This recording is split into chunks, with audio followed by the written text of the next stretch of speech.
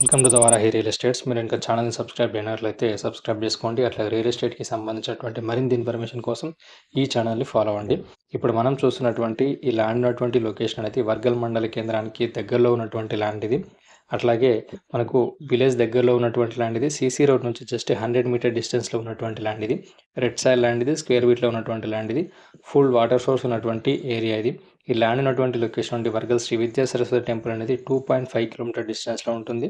అట్లాగే గౌరారం రాజీవ్ రహదారి అనేది 5 కిలోమీటర్ డిస్టెన్స్లో ఉంటుంది. రాబోతున్నటువంటి త్రిబులర్ అనేది 2.5 కిలోమీటర్ డిస్టెన్స్లో ఉంటుంది. ఈ ల్యాండ్ ఉన్నటువంటి లొకేషన్ నుండి షామీర్పేట్ ఓఆర్ఆర్ అనేది 26 కిలోమీటర్ డిస్టెన్స్లో ఉంటుంది. జేబీఎస్ అనేది 45 కిలోమీటర్ డిస్టెన్స్లో ఉంటుంది.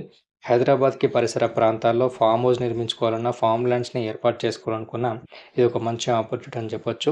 ఈ ల్యాండ్ రేట్ వచ్చేసి 1.2 CR per acre వరకు రైతు అయితే చెప్తున్నారు.